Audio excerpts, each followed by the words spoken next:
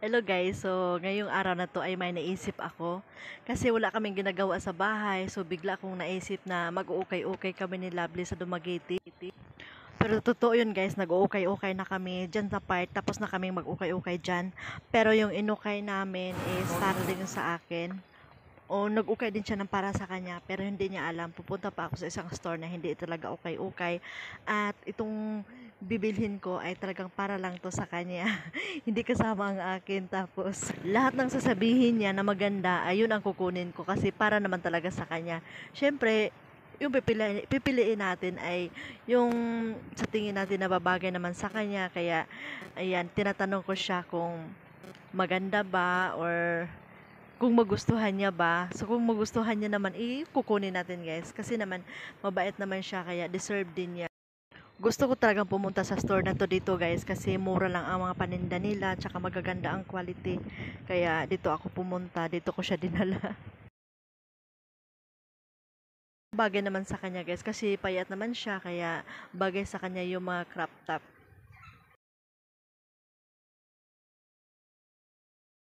Kuha daw na. Hmm. Sana po itong brown. Brown?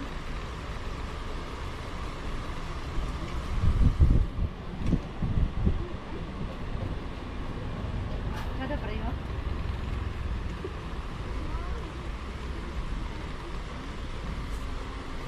Akala niya guys, magbibideo lang siya sa akin. Pero hindi niya alam sa kanya yung kukunin ko, sa kanya yung bibilhin ko na damit. Nice? Sure? Nice? Bulong saglain. And color? Oh. Blue.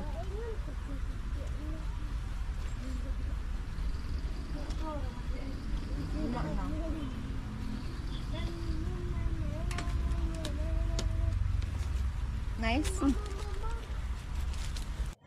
So, ayan guys, nakapili na siya ng kulay. Blue daw ang gusto niya, kaya, ayan guys. Tuloy-tuloy na ako niyan. Pupunta na ako sa cashier at kapansin-pansin na hindi ko man lang siya tinatanong kung anong gusto niya or pumili siya ng para sa kanya. Kaya tuloy-tuloy lang ako.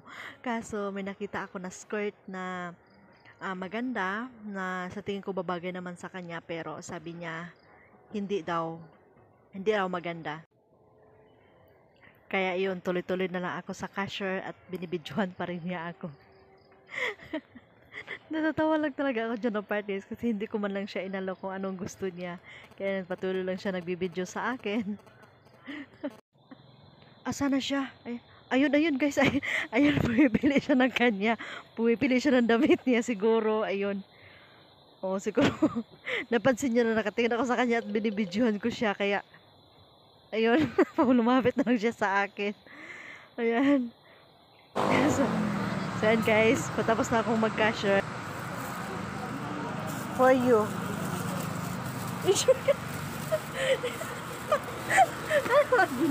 Wala, gina. And guys, hindi niya na-expect na sa kanya talaga yung damit na yan. Kaya yun, uwi na kami. Ayun, nauna pa siya sa akin. Naglalakad.